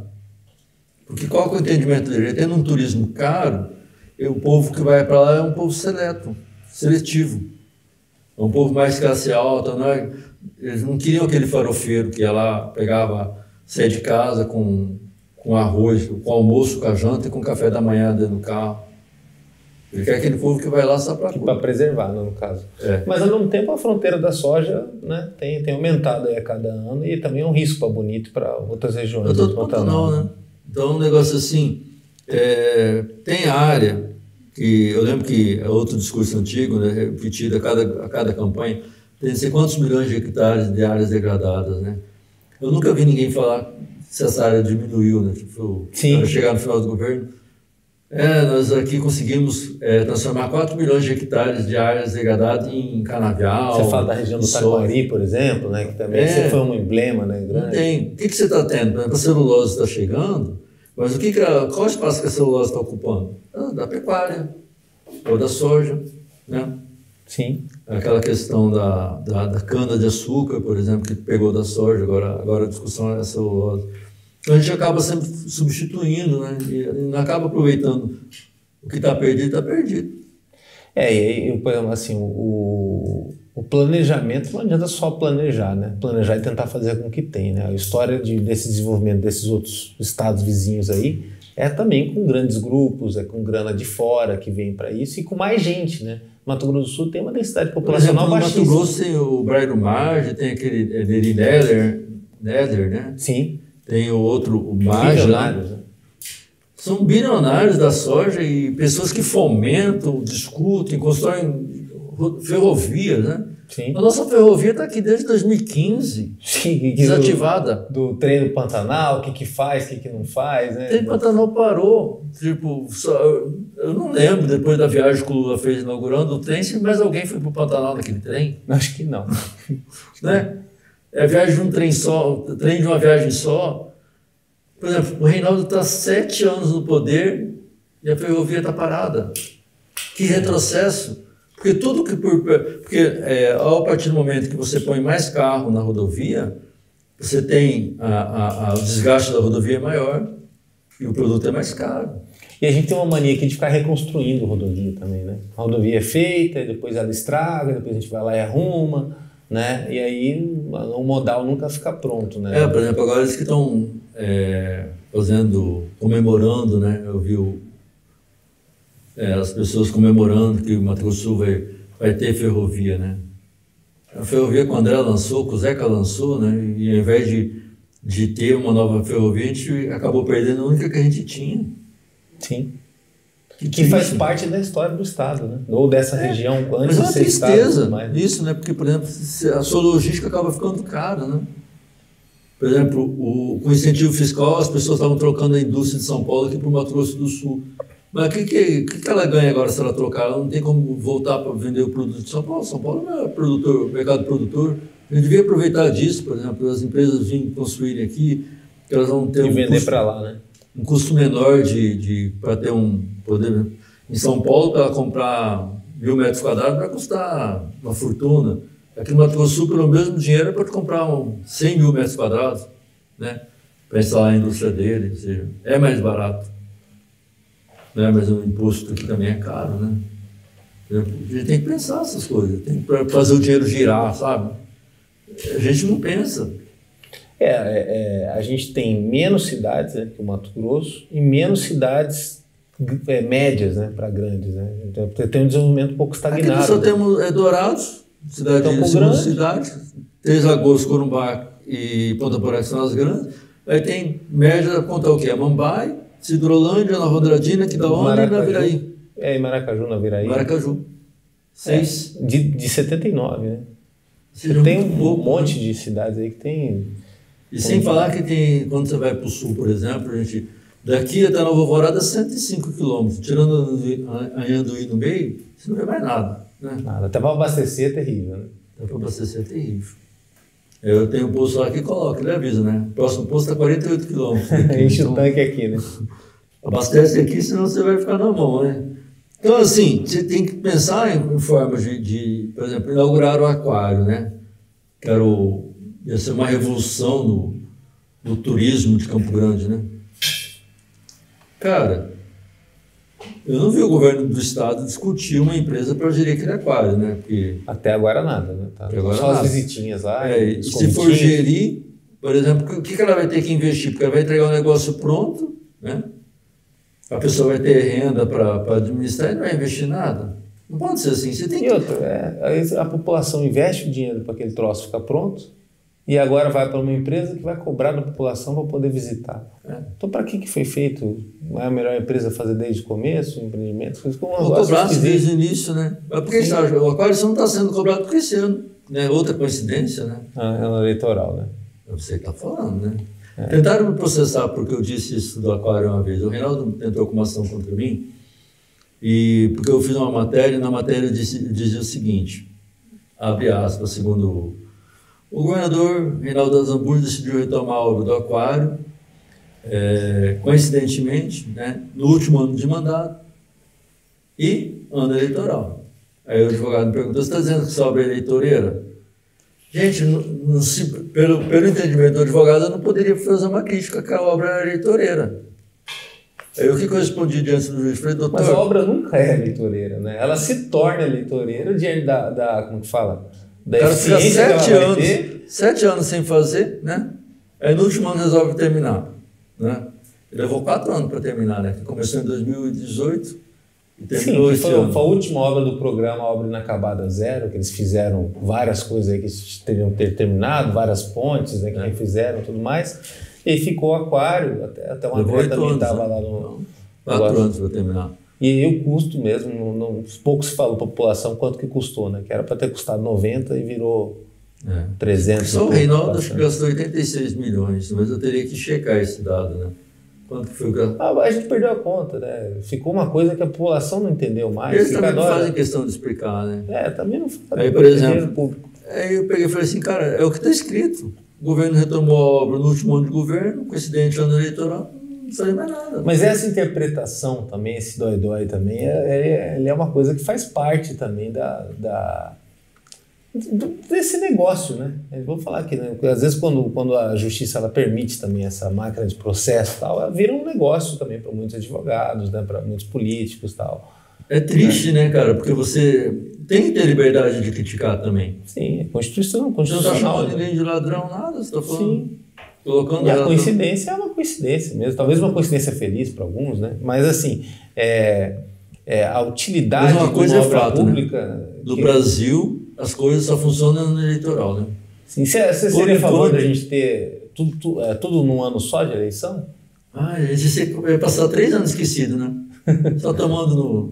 Você acha que seria melhor mesmo desse jeito? É melhor manter assim, pelo menos eles tentam amenizar um pouco a cada 2 anos o sofrimento do povo. Fica menos feio, né?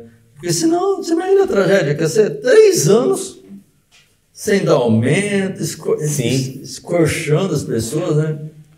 O ano eleitoral, o ano político no Brasil, ele vira um milagre, né? A gasolina caiu mesmo por conta de ano eleitoral. Se não fosse ano eleitoral... Você acha que a gasolina teria caído se não fosse ano eleitoral? Sim, ainda mais se aumentar o tamanho de mandato, né? Que é o que falam agora de aumentar para 5 anos. Ano que vem, possivelmente, entra uma reforma política. Por exemplo, a Simone, político brasileiro é uma coisa, né? Impressionante. Eu fico horrorizado porque tem gente que acredita, né? A Simone disse que ela for eleita presidente, ela vai acabar com a reeleição. Ela foi prefeita em 3 de agosto, ela disputou a reeleição, né? O maior exemplo de cara de pau, esse governador lá do Rio Grande do Sul, Eduardo Leite. Sim. Né? Eduardo Leite disse que ele era contra a reeleição, né? Aí ele renunciou porque ele queria ser candidato a presidente, não conseguiu realizar, voltou a disputar a reeleição no Rio Grande do Sul, porque ele vai ser reeleito, né? Sim. Se ele for eleito governador lá no Rio Grande do Sul. Gente, agora eu estou aqui esperando para ver os gaúchos, né, que se dizem tão inteligentes, tão politizados, né? Politizados. O que eles acham, né? Vocês vão cair nessa conversa, nesse conto do vigário lá do... E ali, eu acho que nessa eleição de xadrez aí que a gente vai ter no Brasil, o Rio Grande do Sul, Minas Gerais, São Paulo e o Nordeste, no contexto geral, eles são totalmente estratégicos, né? Pela quantidade de votos ali. Tal. O Rio Grande do Sul, dos 3, eu acho que, por exemplo, Santa Catarina, o Bolsonaro ganha com o pé nas costas ali. E o Paraná também. Mas o Rio Grande do Sul é onde o PT consegue incomodar na questão da votação da região sul. Os gaúchos, eles foram muito críticos, por exemplo, eles elegeram o PT, mas eles não reelegeram nenhum governador até hoje, né? Sabe sim, dessa? Sim, é tradicional, né? O gaúcho, O PT foi o Olívio Dutra, né? Olívio Dutra, Tasso Rio. Mas não foi, nenhum dos dois foi reeleito.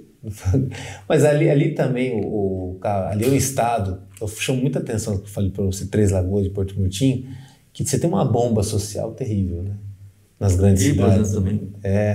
E aqui, se não cuidar isso, a gente passa, chegou a fábrica, chegou dinheiro, chegou. Não tem distribuição de renda, fica uma coisa bagunçada. Por exemplo, que eu estou percebendo, que eu acho que ninguém se atentou ainda, que é um fenômeno que está acontecendo, Ribas e Campo Grande. Tem muita gente que vai trabalhar na fábrica em Ribas, está morando em casa em Campo Grande. E vai todo dia para Ribas. E aí a estrada vira um perigo, né? Então, aí, seja, a tendência, o que é? Se a gente não duplicar logo essa rodovia, tem mais acidentes, né? Sim. É um negócio que... Porque o que é, por exemplo, para nós aqui, eu, por exemplo, sou um cara preguiçoso para dirigir, né? Para pilotar Para pegar a estrada?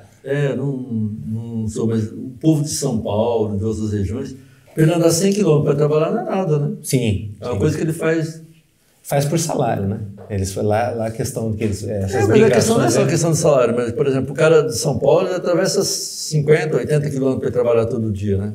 Sim. E aqui para Ribas vai ser um passeio, porque o cara vai pegar 1 hora e está lá, né? E se não é distância, é em tempo, né? É 1h30 para chegar em casa, 2 horas às vezes, né? Em São Paulo ele faz isso, mas aqui em Ribas ele vai fazer em 50 minutos. Né? Sim. Então, para ele é normal aquilo, né? Então, o pessoal que está vindo, eu acho que vai ter um boom muito grande de trânsito entre Campo Grande e Ribas.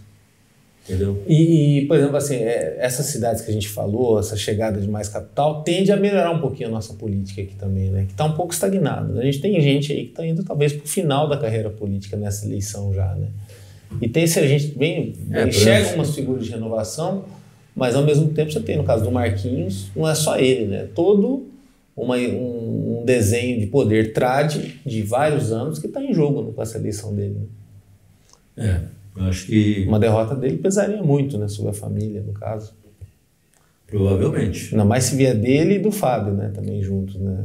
Eu acho que o Marquinhos, ele vai ter venceram durante vários anos, então estão colocando em risco, né, essa situação. Porque... E se ele for eleito, ele vai criar um novo grupo político, né?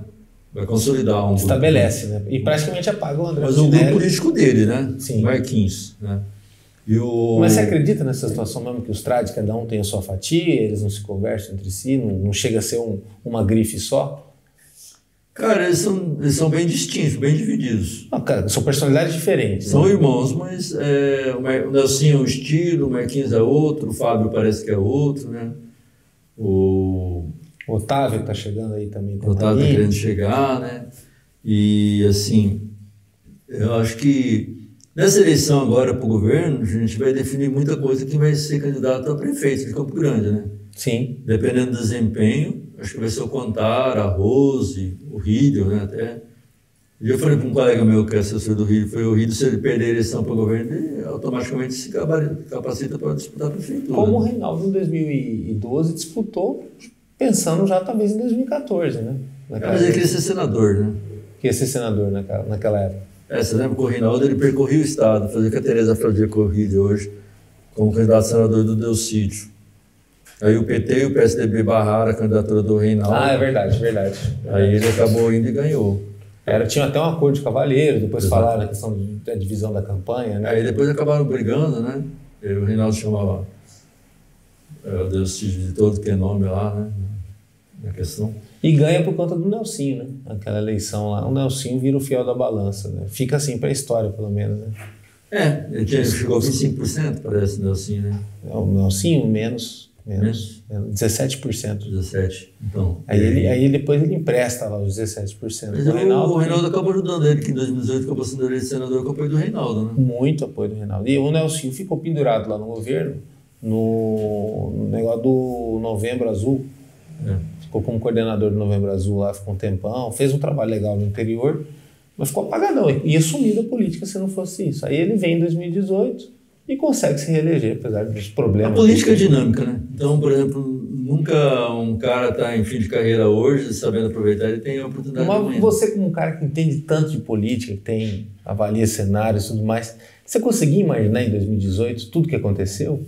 Tipo a eleição de uma Soraya, do Bolsonaro, a bancada da direita aqui ter conseguido emplacar tanta gente ali, o Contar ter sido mais bem votado.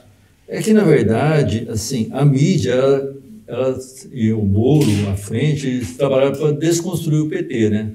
Tanto que em 2016 o PT não elegeu ninguém aqui no estado para prefeito e poucos vereadores. E tem vários prefeitos que saíram do PT para disputar a reeleição por outros partidos, né? e acabaram até, alguns deles tiveram sucesso, outros não.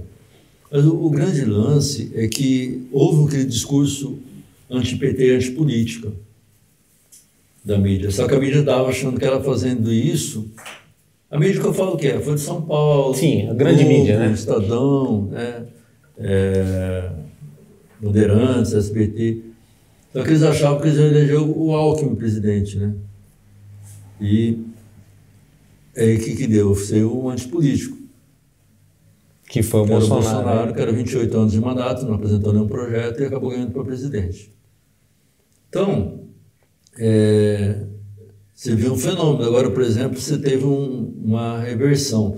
Tanto que, segundo as pesquisas, hoje, por enquanto, né, o cenário de hoje, a maioria dos brasileiros eles têm medo do Bolsonaro ser reeleito do que da volta do PT. Entendeu? Apesar que tem ainda um revertério, assim, mas não... O Lula tem liderado em todas as regiões, né? Não, ele perde. Cada instituto depende, né? As últimas agora ele lidera em todas as regiões, uma vantagem menor no sul, menor então, bem mas menor. Depende do instituto, por exemplo. Mas pegando assim, em linha geral, acho que na média, né, isso é a minha opinião, porque eu não sentei lá para contar na caneta, né, mas na ponta da caneta, mas o Lula ele ganha no norte, nordeste e sudeste. Ele perde no sul e no centro-oeste. Ah, tá, verdade. No centro-oeste o Bolsonaro ganha, mas verdade. Entendeu? Então, só que mas no Mato Grosso o Lula ganha. Não, ele perde também. Perde também? Só que o que está acontecendo? Aqui no Mato Grosso do Sul, por exemplo, a distância do Lula para o Bolsonaro caiu. Por exemplo, o Lula, ele não está... O Bolsonaro não ganha tipo de 50 a 20 do Lula, aqui está 40, 35. Mas assim, tirando o Bolsonaro, o teatro do Bolsonaro e o comportamento às vezes inadequado para várias coisas, que o Bolsonaro muitas vezes não se comporta como estadista. Não. Mas assim, com relação ao mandato, ao trabalho, à gestão, o que foi esses anos aí? Teve a pandemia, teve o pós-pandemia, teve antes da pandemia, um primeiro ano que é sempre difícil e tal. Como que se avalia esse governo Bolsonaro, esse governo do Brasil que foi, segundo era o plano, era uma tentativa de estancar a corrupção, uma tentativa de moralizar o Brasil, né? E de tornar a economia mais liberal. A gente chega 4 anos depois com essas missões aí, pelo menos pré-concluídas? Eu acho que o Bolsonaro, ele prometeu, né? Não tentou. Né? Porque, por exemplo, ele prometeu acabar com a corrupção, mas, por exemplo, a Polícia Federal, ela praticamente tirou a corrupção do norte dela, né? Tem um outro delegado que continuou querendo combater a corrupção, mas enfrenta 1000 problemas. Ficou mais difícil. Do governo, ficou mais difícil. Por exemplo, a Controladoria Geral da União não tem mais aquela atuação tão combatível agora ela tinha. A transparência hoje ela é menor. Entendeu? Tem esse orçamento secreto lá no Congresso, que é uma vergonha. O cara libera, não fiscaliza, não é publicado em lugar nenhum, ninguém sabe. Só sabe que foi gasto tantos bilhões, não sabe quem gastou, como que foi. A questão da pandemia, o Bolsonaro foi muito ruim, porque ele, como presidente, ele poderia ter liderado de uma forma responsável a questão da compra das vacinas? Ter menos... Comprar vacina, visitar as pessoas, incentivar. Porque, por exemplo... Acho que ele acabou sendo personalista no caso dele. Não, eu acho que o Bolsonaro ele comprometeu o combate à pandemia no Brasil. Por exemplo, na minha opinião, ele poderia ter menos mortes, né? Se mais pessoas se cuidassem, mas ele teve muita gente que acabou...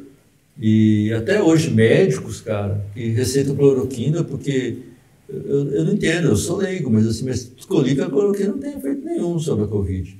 Mas tem médicos que receitam até hoje, médicos que não recomendam que a pessoa se vacine, entendeu? Tudo com base no discurso do presidente. Então, para mim, nessa área, para mim, ele foi ruim. É a minha opinião. E na economia?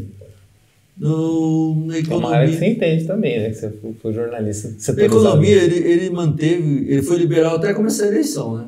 É um governo meio dúbio, né? Nesse sentido. Né? Por exemplo, ele já jogou para o espaço o teto dos gastos, ele jogou para o espaço a responsabilidade fiscal, entendeu? Que não tem... A única coisa que ele tentou levar a cabo, do que ele tinha prometido, foi as privatizações, né? Por exemplo, agora que ele foi eleito, ele promete ser mais radical, inclusive joias da coroa da economia brasileira, que é a Petrobras, Banco do Brasil, Caixa, né? que eu acho que é ruim, mas é a proposta dele. Eu acho que o povo vai decidir isso, né? Se quer, vota, né? É aquela história do remédio, né? Só dá para saber se é bom ou ruim na aplicabilidade. Agora, se for ruim, também pode ser uma tragédia, né? Essa é uma questão da privatização. Retorno, né? Sim, o Chile fez todas essas reformas lá, mas depois de um certo momento, a linha da pobreza dele ficou bem complicada. O Chile está tendo um problema seríssimo. Eu fui em Santiago em 2015. O que está acontecendo no Chile? Na era do Pinochet, eles privatizaram a Previdência. Então, para você se aposentar, ao invés de você pagar o INSS, lá no Chile, você pagava um fundo. Todo mês, lá, os 11% que a gente paga aqui no Brasil, né? Aí o que aconteceu? Agora, que passou-se 30 anos, 40 anos, a pessoa vai ver, só tem centavo na conta dela. Meu Deus. E sem poder trabalhar, já está velhinho. Está velhinho, está na miséria, estão passando fome. E agora, o que o governo do Chile está tentando resolver? Como salvar essas pessoas? Porque isso só está no início. São os primeiros velhinhos do Pinochet, entendeu? Sim. Mas esse problema ele tende a se agravar, porque, por exemplo, com certeza daqui 5, 6 anos vai ser uma turma 10 vezes maior. E não tem dinheiro, o dinheiro sumiu, não tem ninguém que responde, entendeu? O fundo, que o gestor do fundo está falido, não tem dinheiro, vai cobrar de quem? Que é o problema, às vezes, você privatizar áreas estratégicas, né? Então, aí é complicado. Por exemplo, da Petrobras, todas as principais economias do mundo têm uma empresa estatal de petróleo. A Grã-Bretanha tem, a França tem, a China tem mais de uma, né? Eu estou citando esses países, não estou indo pela Venezuela, uma coisa. Então, porque o petróleo é estratégico. Se explodir uma guerra, por exemplo, se você não tiver o teu próprio petróleo de produção, você pode parar o país. Sim, e rapidamente entrar em colapso, né? Rapidamente entrar em colapso. Você vê a questão da greve dos caminhoneiros com a gasolina, o que aconteceu, né? Sim. Em 10 dias de greve parou o Brasil. Aquele povo desesperado, dormindo em imposto, brigando, né? Um negócio assim. Então, tem coisas que você não pode privatizar. Tem muita... Por exemplo, o Bolsonaro parece que até criou uma empresa, uma estatal também, né? Na questão acho que foi da Marinha, uma coisa assim. Ou seja, então tem que privatizar, por exemplo, telefonia. A privatização da telefonia foi polêmica, mas ela teve um resultado, né, fantástico, porque barateou o acesso, né? O pessoal pagava 7 mil numa linha, né? Hoje você paga um chip R$15. O rico tinha 2 linhas, né? Olha lá. 2 linhas. Ou locava linhas, né? Tudo. E assim, por exemplo, tinha gente que comprava 10 linhas como investimento, né? Daí ele alugava o telefone. Aí, por exemplo, hoje você paga 15 anos, você tem o chip, já tem o telefone, né? Já está ligado no mundo.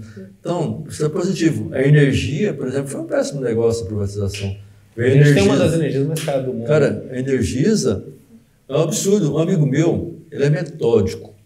Ele paga todas as contas dele e anota. Ele guarda recibo de tudo. Aí esse dia ele teve que procurar a Energisa e provar que a luz dele não estava cortada. Olha que coisa surreal. Você procurar... Não, o senhor não está cortada, a minha luz está ligada. Não, aqui no nosso sistema está constando que a sua energia está cortada. Nem vamos medir lá porque está cortada. Aí teve que ir lá provar que a luz está cortada, que ele paga as contas em dia. Ele mandaram para ele 2 contas. Aí ele falou, com o mesmo investimento, ele foi lá e perguntou qual que ele devia pagar. Falaram para o senhor pagar ela. Ele pagou a conta, protestaram ele. Putz, que rolo, bicho. Não, então tem um negócio assim muito... Como tem agora a obrigação das pessoas pagarem Pix, né, pelo QR Code também, a dificuldade para o cara tirar o boleto e tal. É complicado. Às vezes você delegar para uma empresa, ela vai fazer o que ela quiser com o cliente. Ainda mais se ela for monopólio. As telefônicas, por exemplo, hoje em dia, todos passaram digital a conta, né? Sem te consultar, sem nada. Sim, sim. Porque ela é empresa, né? Ela não é governo. Não tem compromisso nenhum com tipo assim, você. Dane-se o consumidor, né? Você quer ficar coisa. Então tem serviço que você tem que ter estratégia, né? Correios, por exemplo. Eu acho que o Correio devia continuar com o governo, mas permita que outras empresas explorem o serviço. Entendeu? Fazer uma concorrência, mas tem um serviço estratégico, né? Como já é hoje um pouco, né? Só que para quem entra no setor vai ter muita dificuldade. Por exemplo, o Mato Grosso do Sul da BR-163 aqui, né? É uma tragédia, né? Por exemplo, a privatização da BR foi que toda a BR-163 fosse duplicada em 5 anos. E não foi, né? Não foi. Não foi duplicada, as pessoas continuam pagando pedágio. e a empresa continua arrecadando, né? E ninguém pode fazer nada, porque vai na justiça, a justiça dentro de causa, faz não sei o quê. A privatização, para ela ser boa, tem que funcionar. Você tem que exigir isso, né? Mas geralmente alguns poderes concedentes acabam fazendo um conluio, né? Sim. Sabe por quais motivos e por quantos motivos, né? E quem acaba pagando a conta é o consumidor, porque, por exemplo, o cara privatiza a empresa, né? Porque, vai investir, vai não sei o quê. Mas quem fiscaliza é o poder público. Ao invés do poder público fiscalizar, o cara que está lá fiscalizando faz um conluio e faz... Tem um fundo eleitoral hoje em dia até para melhorar um pouco com relação a isso, porque eles também pegavam dinheiro dessas empresas em época de eleição, né? Hoje em dia não tem essa desculpa mais. Então, mas aí o cara pega o governo do fundo e pega da empresa por baixo do pano. Para poder se manter no poder, né? E é o que acontece, né? E assim, e até quando isso vai, né? Cara, eu acho assim, para a gente mudar o Brasil, ainda precisa melhorar, a gente já melhorou muito, né? A gente tem que melhorar mais. Por exemplo, na questão do Ministério Público Federal. Por exemplo, o Lula, nos 8 anos de governo dele, ele sempre indicou o primeiro da lista, né? Aí chegou o Bolsonaro, indicou um que nem fazia parte da lista, e só que foi um cara também, que é o Augusto Aras, que é fiel ao Bolsonaro, ele não é fiel à sociedade brasileira, né? E ele é representante da sociedade brasileira. Não ofereceu nenhuma denúncia, né? Hã? Nos 4 anos não ofereceu nenhuma denúncia. Não, é uma paz, é o defensor do Bolsonaro, é um advogado novo que o presidente tem, né? E sendo que ele deve ser o advogado da sociedade. Aí, por exemplo, se o Lula ganhar a eleição, você acha que ele vai fazer o quê? Ele vai indicar ele não vai mais indicar, na minha opinião. Abriu o precedente, né? Isso é verdade. Abriu o precedente. Ele não vai indicar mais um cara que, para ser inimigo dele lá na frente, vai indicar alguém que ele confia. Sim, ainda mais depois daquela história do Janot também, né? O Janot fez isso, né? Por exemplo, ao invés de... Por exemplo, o Janot não teve uma atuação republicana, porque ele só denunciava o pessoal do PT e não denunciava os outros, né? Sim. É igual a equipe do Paraná, lá do Moro, por exemplo. Por que o Moro não teve uma atuação legal? Porque ele partidarizou a atuação dele, né? Sim, ele criticava o PT e tomava uísque e dava risada com Aécio Neves, né? Sim, e outra coisa, o fato de ter ido para o governo, acho que complicou muito a vida dele. Ele, quando deixou no governo, ele acabou escancarando, né? Que a atuação era política mesmo, né? E assim... É igual diz o povo, né? Como que as coisas no Brasil atualmente capotam, né? A pessoa faz uma coisa hoje, amanhã ela vai lá e paga, né? Tipo assim, cara, é muito surreal o que a gente está vivendo hoje, né? Igual eu estava com a questão da campanha, né? Que o pessoal está apostando na Michelle, nos evangélicos e tal, né? Ela vê demônio não sei aonde, né? Daí o Lula, para responder ao autor, falou que quem está possuído pelo demônio é o Bolsonaro, né? Não sei o que. Eu falei, gente, a gente está elegendo o quê? Um papa, né? Sim. Ou um bispo, um pastor, ou o presidente da República, né? E até quando vai ser? A gente está virando Talibã no Brasil, cara. Verdade, porque de primeiro, quando você estava eu via, né, lá no Oriente Médio, né, os talibãs matando quem é católico, quem é evangélico, quem é não sei o quê. No Brasil a gente está vendo a mesma coisa. Se o cara é espírita, quer matar, porque não pode, né? Se o cara é não sei o quê, não é da minha religião. Cara... Não é por aí. Nem Jesus Cristo, quando veio na Terra, acolheu todo mundo, né? De coração aberto. E a gente fica querendo dizer qual que é o Deus que está certo. É o meu, não é o teu. Não, e tenta impor isso de cooperação. Tenta impor isso para outras pessoas. Aí né? não é o caminho, né? Cara, a intolerância não leva ninguém para o céu e nem para o futuro, na minha opinião. Você entende isso? A intolerância vai te levar para o inferno. Sim, e outra coisa, não constrói nada, né? Olha, obrigado, feliz aí pela entrevista. Espero que tenha ajudado para alguém. Sim, e outra, o papo foi longe aí, quem assistir tudo vai poder conferir bastante os cortes. Eu acho que deu quase 1 hora, ou 1 hora e pouco de entrevista. 1h40, excelente, Jesus, excelente, tá bom. Obrigado. Beleza, obrigado mesmo, Valeu. E você que acompanhou essa entrevista com o Edivaldo Bittencourt, pode conferir também outros materiais do MS em Dia no www.msendia.com.br ou nas redes sociais, no YouTube, no Facebook e no Instagram. Até a próxima.